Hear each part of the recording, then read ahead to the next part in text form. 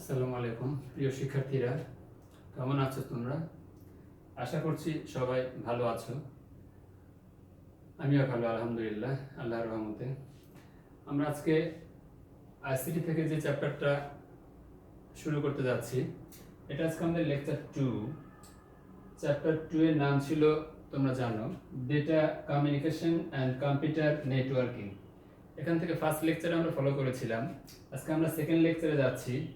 Second lecture শুরু করার আগে ফার্স্ট ক্লাসের টপিকগুলো তোমাদেরকে একটু মনে করে দিতে চাচ্ছি। আশা করছি তোমরা বাসায় প্রিপারেশন নিয়েছো। লাস্ট ক্লাসে আমাদের ফার্স্ট টপিক ছিল এই চ্যাপ্টার থেকে ডেটা কমিউনিকেশন কি প্লাস উপাদানগুলো নিয়ে আমরা কথা বলেছিলাম। যে ডেটা কমিউনিকেশনে লাস্ট ক্লাসে আমাদের মেইন টপিক ছিল এটা। আমরা এটা ডেফিনেশনে বলেছিলাম, এক স্থান থেকে অন্য স্থানে অথবা এক ডিভাইস থেকে অন্য ডিভাইসে ডেটা স্থানান্তরের যে প্রক্রিয়া বা কৌশল, সেটাই ছিল ডেটা কমিউনিকেশন। আর ডেটা কমিউনিকেশনের উপাদান আমরা টোটাল পেয়েছিলাম 5টি। মনে আছে তোমাদের নিশ্চয়ই। সেকেন্ড টপিক, সেকেন্ড কোশ্চেন আমাদের ছিল গত ক্লাসের, ডেটা ট্রান্সমিশন স্পিড। মনে আছে তোমাদের নিশ্চয়। ডেটা ট্রান্সমিশনের স্পিড কি আমরা সেদিন বলেছিলাম, একইভাবে এক স্থান থেকে অন্য স্থানে বা এক ডিভাইস থেকে অন্য ডিভাইসে ডেটা স্থানান্তরের যে হার, যে গতি, সেটাকে আমরা বলেছিলাম স্পিড। তোমরা নিশ্চয় মনে রেখেছো, ডেটা ট্রান্সমিশনের স্পিডের আরেকটা নাম ছিল ব্যান্ডউইথ, অথবা এটাকে ব্যান্ড স্পিডও বলা হয়। এখানে আমরা 3টা শ্রেণী বিভাগ পেয়েছিলাম। আমরা বলেছিলাম ন্যারো ব্যান্ড, নেক্সট ছিল ভয়েস ব্যান্ড, ফাইনালি ছিল ব্রড ব্যান্ড। এই দুটো টপিক নিয়ে লাস্ট ক্লাসে আমরা আলোচনা করেছিলাম। তো আজকে আমরা নতুন টপিকে যাচ্ছি। চ্যাপ্টার 2 থেকে আমরা যে নতুন টপিক আজকে ফলো করব, সেটা হলো ডেটা ট্রান্সমিশন মেথড। সো আজকে আমরা 3 নম্বর টপিকে যাচ্ছি, data transmission method.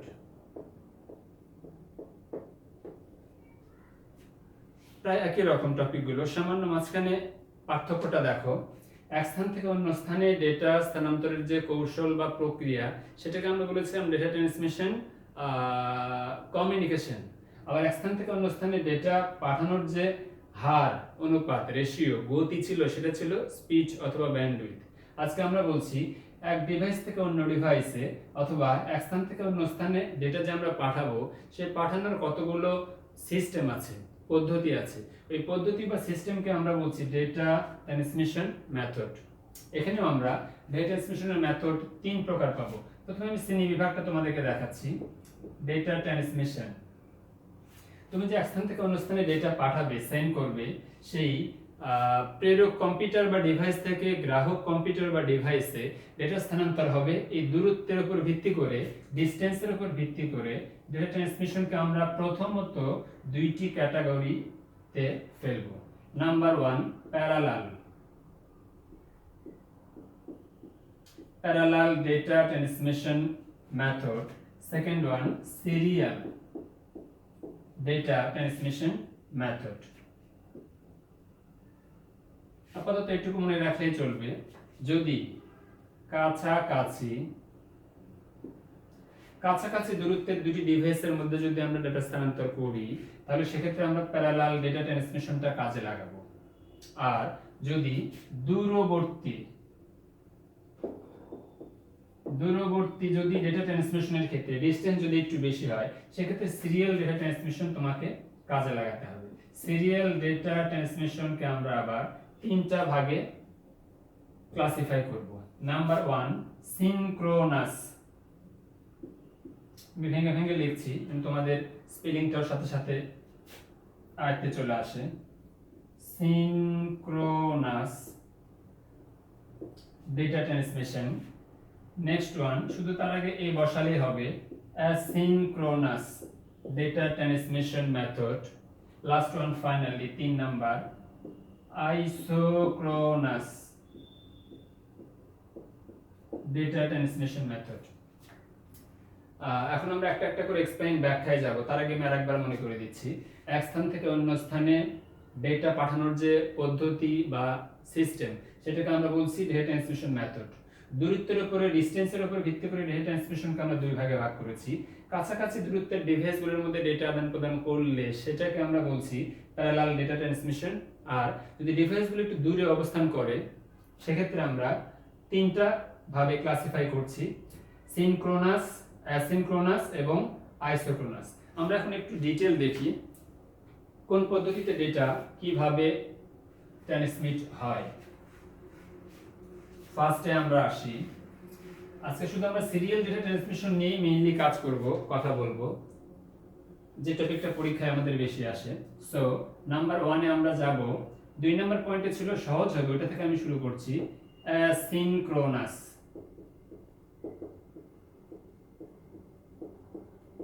Asynchronous data transmission method.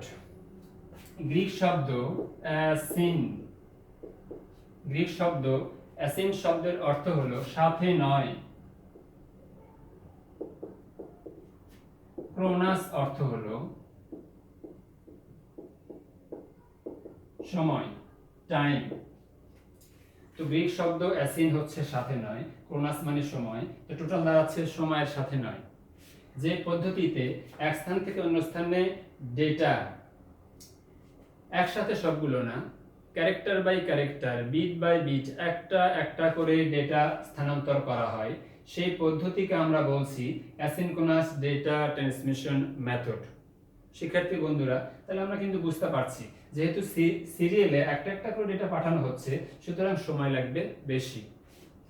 আর এক্ষেত্রে অবশ্য ডেটাগুলো যখন পাঠাবো সেক্ষেত্রে আমাদেরকে মনে রাখতে হবে ডেটাগুলো যেহেতু জমা করছি না, একটা একটা করে পাঠাচ্ছি, সেক্ষেত্রে আমাদের এখানে এক্সট্রা প্রাইমারি স্টোরেজ ডিভাইসের দরকার নাই, টাইম কম লাগবে বলেছি আমরা।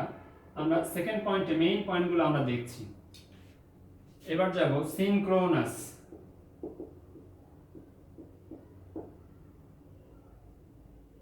Synchronous data transmission method. So meaning গুলো এভাবে আসবে।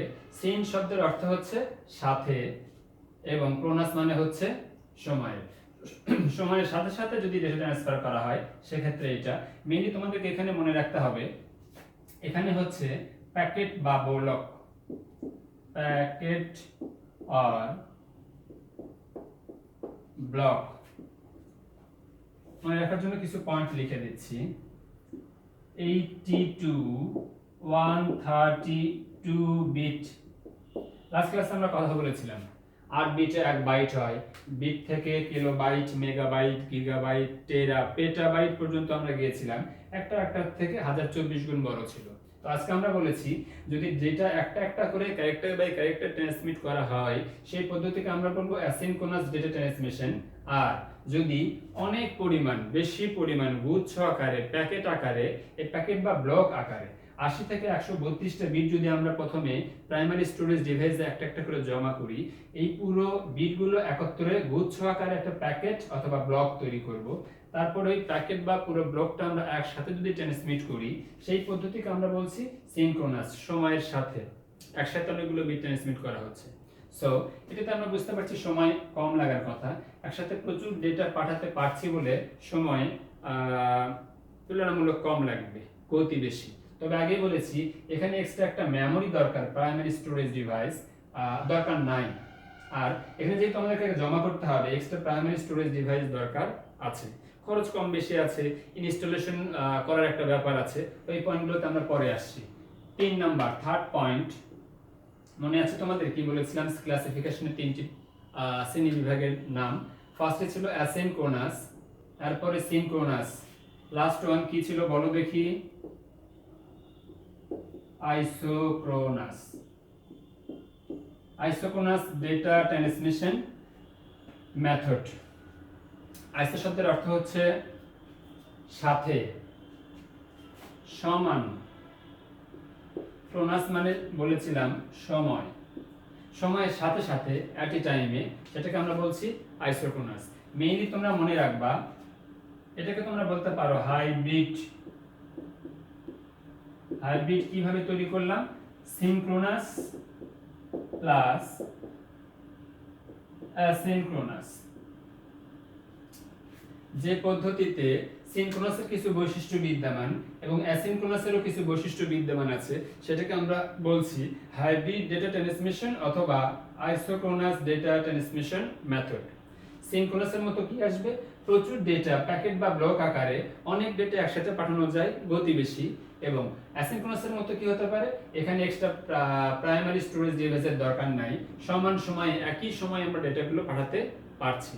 সো মেইনলি আমরা মনে রাখবো অ্যাসিনক্রোনাস একটা একটা করে ডেটা ট্রান্সমিট করে, আর সিনক্রোনাস প্যাকেট বা ব্লক আকারে পুরো গুচ্ছ ও প্রচুর ডেটা একসাথে ট্রান্সমিট করে।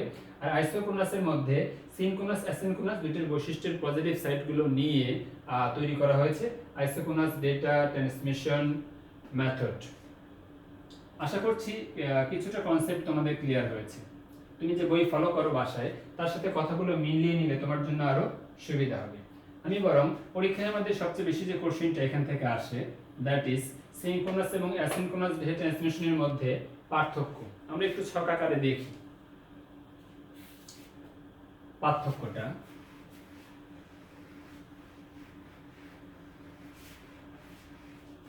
মেইন কয়েকটা পয়েন্ট দিলেই চলবে। সৃজনশীল কোশ্চেনের পাশাপাশি এমসিকিউ যেহেতু আমাদের প্রিপারেশন নিতে হবে, সো পয়েন্ট আকারে কিছু বিষয় মনে রাখলেই চলবে। আমি জাস্ট হিন্টস দিচ্ছি, বই থেকে তোমাকে সেই প্রিপারেশনটা পরে তুমি নিতে পারবা। সেক্ষেত্রে আমরা অ্যাসিনক্রোনাস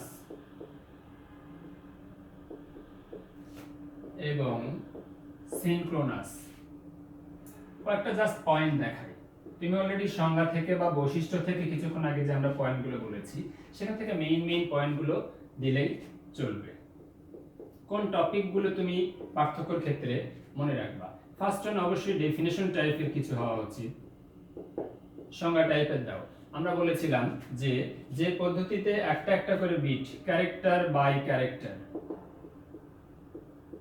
একটা একটা করে বিট যদি আমি ট্রান্সমিট করি, সেটা হচ্ছে অ্যাসিনক্রোনাস ডেটা ট্রান্সমিশন মোড।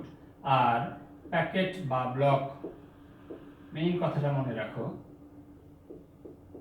পাশাপাশি অবশ্যই মনে রাখবা 80 থেকে 132 বিট এমসিকিউ প্রিপারেশনে যেন সিকিউ এর সাথে সাথেই হয়ে যায়, এক্সট্রা পড়ার দরকার নেই। একটা একটা করে বিট যদি আমরা পাঠাই, সেটা অ্যাসিনক্রোনাস ডেটা ট্রান্সমিশন মেথড।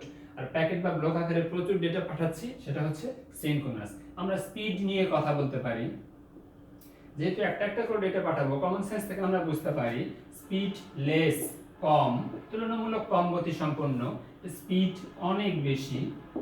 অ্যাসিনক্রোনাসের চেয়ে বেশি গতিতে এটা কাজ করে। ইনস্টল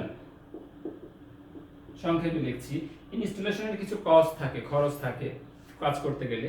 ইনস্টলেশন খরচ কম হওয়ার কথা, ইনস্টলেশন খরচ সেটআপ বলো যেটাই বলো অনেক বেশি। এটা যেহেতু আমি একটা একটা করে বিট পাঠাবো, কখন পাঠাচ্ছি শুরু এবং শেষে, সেক্ষেত্রে একটা মেমোরি, এক্সট্রা প্রাইমারি ডিভাইস বলি আমরা এটাকে, এক্সট্রা প্রাইমারি ডিভাইস বা মেমোরি প্রয়োজন আছে, দরকার নেই। জাস্ট পয়েন্টগুলো মনে রাখো, পরীক্ষার খাতায় তোমার সৃজনশীলতা তোমাকে শো করতে হবে। 4টা পয়েন্ট দিয়েছি আমরা, আরো দুই একটা এক্সট্রা পয়েন্ট যদি আমরা আসি, অবশ্য কথার মধ্যে তখন আমরা বলেছিলাম যে স্টার্ট এবং স্টপ বিট, ওই পয়েন্টটা আমরা আনতে পারি। Bit start and stop bit প্রয়োজন আছে, প্রয়োজন নেই। আরো দুই একটা পয়েন্ট তুমি বই থেকেও নিতে পারো। মোটামুটি 4টা মেইন পয়েন্ট তোমাকে দিলেই চলবে। সো শিক্ষার্থী বন্ধুরা, আজকের এই ইম্পর্টেন্ট টপিকটা আমরা বাসায় সুন্দর করে প্রিপারেশন নেব। ডেটা ট্রান্সমিশন মেথড নিয়ে আমরা কথা বলছিলাম। আরেকটা টপিক তোমাদেরকে দেখায়, যেটা আমার ধারণা বাসায় তোমরা কনসেপ্টটা ক্লিয়ার করার জন্য বই থেকে যদি টপিকটা রিডিং করে রাখো, তো পরের ক্লাসে আমাদের জন্য সুবিধা হবে। আমি টপিকটা তোমাদেরকে দেখাচ্ছি, এটা মেইনলি বাসাতেই করে নিবা। আমরা ফার্স্ট ক্লাসে বলেছিলাম ডেটা কমিউনিকেট করতে উপাদান 5টা দরকার। সেই 5টা উপাদানের মধ্যে মাঝখানে সবচেয়ে ইম্পর্টেন্ট যে উপাদানটি ছিল মাধ্যম বা মিডিয়া। তো ওই টপিকটা জাস্ট তোমাদেরকে ধরাই দিচ্ছি, মাধ্যম। ডেটা কমিউনিকেশনের মেইন এবং ইম্পর্টেন্ট উপাদান হচ্ছে মাধ্যম বা মিডিয়া। সেদিন আমরা বলেছিলাম এই মাধ্যম বা মিডিয়া দুই ধরনের আছে। নাম্বার 1, একটি হলো ওয়্যার্ড বা তারযুক্ত, কেবল বলি আমরা, তার অথবা কেবল। নেক্সট ওয়ান নিশ্চয়ই বুঝতে পারছো, ওয়্যারলেস, তারবিহীন প্রযুক্তিও আমরা দেখতে পাবো। আমরা মোটামুটি এই চ্যাপ্টারে সবকিছুই প্রায় 3টা করেই পাচ্ছি। ওয়্যার বা কেবল এখানে আমরা 3টি দেখতে পাবো। বই থেকে একটু তোমাদের হিন্টসগুলো নেওয়ার জন্য আমি টপিকগুলো আগে দিয়ে দিচ্ছি। নাম্বার 1,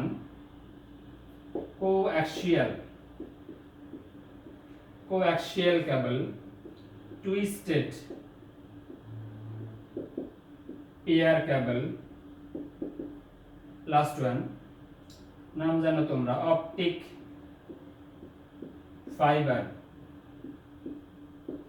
কেবল। আবার বলছি, আমরা যে তার বা কেবল বা ওয়্যার পাবো ডেটা কমিউনিকেশনের মাধ্যম হিসেবে 3টি তার বা কেবলের নাম নিচ্ছি আমরা, কোঅ্যাক্সিয়াল কেবল, twisted pair cable, optical fibre cable. এদিকে ওয়্যারলেস, তারবিহীন প্রযুক্তি যোগাযোগ জন্য যে মাধ্যম, এটাও আমরা আমাদের বইতে 3টি পাবো। নাম্বার 1, রেডিও ওয়েভ, নাম শুনেছো তোমরা, radio wave. Second one, microwave. Third one finally, infrared. So আমি বরং সরাসরি HW লিখে দিচ্ছি, তোমাদের জন্য একটু ভালো হবে। এই টপিকটার প্রিপারেশন বাসায় নিয়ে আশা করছি। মেনলি থিওরিটিক্যাল বিষয় যদি একটু আয়ত্তে নিতে পারো সবচেয়ে ভালো হয়। কেবল বা তার থেকে আমরা 3টা পেয়েছি। কেবল তারবিহীন প্রযুক্তির ক্ষেত্রে রেডিও ওয়েভ, মাইক্রোওয়েভ এবং ইনফ্রারেড। সো আমার মনে হয় বোর্ডে তোমরা যতটুকু দেখতে পাচ্ছ, সো অডিও ভিডিও মিলে খাতে তোমরা যদি এই টপিকগুলো লিখে ফেলো, তারপরে তোমাদের প্রিপারেশন নিতে বেশ সুবিধা হবে। এটা হোমওয়ার্ক হিসেবে দিয়েছি, বাসায় তোমরা প্রিপারেশন নেবে। শিক্ষার্থী বন্ধু, তোমাদের মনে আছে কিনা লাস্ট ক্লাসে আমি কয়েকটি full form, full meaning abbreviation টাইপের টপিক দিয়েছিলাম এই চ্যাপ্টার রিলেটেড। সেখান থেকে কয়েকটা আমি লিখে দিচ্ছি। আমি জানি তোমরা প্রিপারেশন নিয়েছো সম্ভবত। ফুল ফর্ম যেগুলো মনে আছে দেখাচ্ছি। নাম্বার 1 সম্ভবত আমরা বলেছিলাম BPS, এটা আমাদের লাস্ট ক্লাসে পড়া ছিল, বিট পার সেকেন্ড। এই ধরনের জিনিসগুলো তোমাদের শুধু চ্যাপ্টার ওয়াইজ না, আইসিটিতে যেহেতু আমাদের সব চ্যাপ্টারগুলো আয়ত্তে নিতে হবে, আর everything of ICT I think is related with our practical life. So এই টাইপের যতগুলো টপিক পাবা একটু এক্সপার্ট হতে হবে, এগুলো কি করে একটু শার্প করে মেমোরিতে রাখা যায়। তো প্রতি ক্লাসে আমরা চেষ্টা করব কিছু কিছু কমন বিষয় এখানে তুলে ধরার জন্য। এরপরে আমরা আরো দিয়েছিলাম CDMA। আজকে জাস্ট এই চ্যাপ্টার থেকেই বলছি, আর বাইরেও আমরা আলোচনা করব আগামীতে। মিনিংটা হবে এরকম, code division multiple access, code division multiple access. এই টপিকটা যখন তোমরা বইতে দেখবে তখন সি এর জায়গায় তোমরা মাঝে মাঝে দেখবে FDMA, একই প্রায়, DMA তো আছেই, F for frequency, frequency division multiple access. সাথে সাথে তোমরা আরেকটা টপিক এখানে পাবে TDMA। আগে বলছি যতটুকু তুমি তোমার আয়ত্তে নিতে পারো। TDMA, T for time division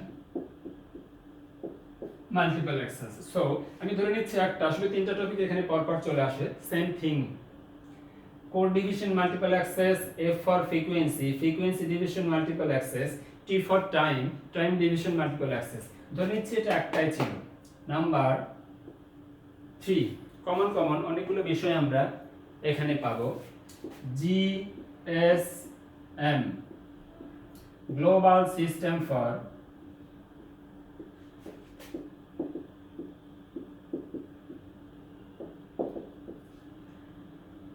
mobile, বাড়তি একটি শব্দ পাবো, communication.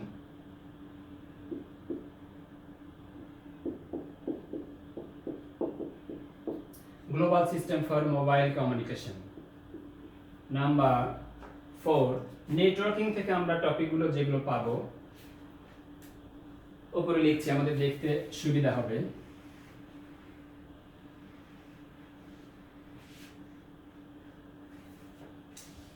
Number 4, PAN, PAN for personal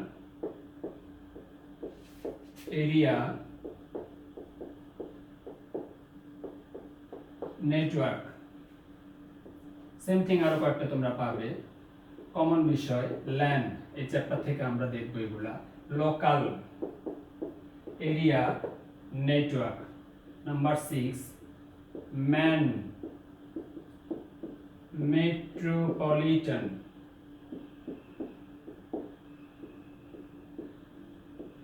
area network. About same thing. এই গুচ্ছ থেকে আরেকটি আছে, লাস্ট ওয়ান। আমরা দেখলাম প্যান, ল্যান, ম্যান,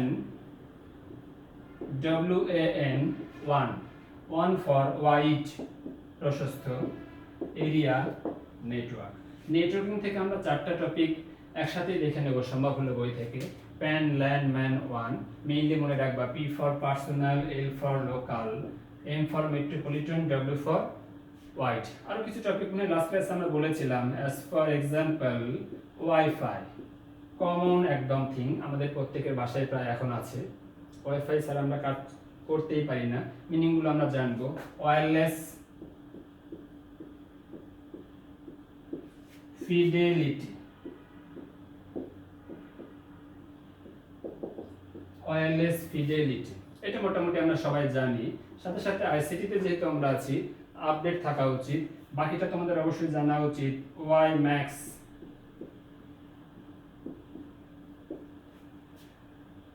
একটু বড় মিনিং আসবে, বোঝা যাচ্ছে। ওয়াইফাই তে আমরা বলেছি wireless fidelity. WiMAX, W for world wide, world wide. I for interoperability, interoperability, দেখতে পাচ্ছ কিনা জানি না, একটু ট্রাই করবা। W for worldwide, I for interoperability, M for microwave, microwave, AX for actual meaning হবে অ্যাক্সেস। এই অ্যাক্সেস মানে অতিরিক্ত না, মাঝে মাঝে দেখি তোমরা ভুল করে ফেলো। অ্যাক্সেস মিনিং প্রবেশাধিকার, পারমিশন, অ্যাক্সেস ফ্রি কিনা ইত্যাদি। এই দুটোকে কম্পেয়ার করে পাশাপাশি দেখবে। Wifi for wireless fidelity, WiMAX, W for world wide, interoperability, microwave, access. একটা প্রিপজিশন ফর দেখতে পাবে বইতে। World wide, interoperability, for microwave, access. আরেকটা মিনিং সম্ভবত দিয়েছিলাম তোমাদেরকে, আমি ধরে নিচ্ছি তোমরা এইচডব্লিউ যেহেতু বলেছিলাম বাসায় প্রিপারেশন নিয়েছো। আরো কমন জিনিস আগে ছিল, এটা আমাদের কাছে একেবারেই এসেনশিয়াল একটা ডিভাইস, মডেম। মডেম দুটো শব্দ থেকে মেইনলি আসে। Modulator, modulator plus ডিমডুলেটর।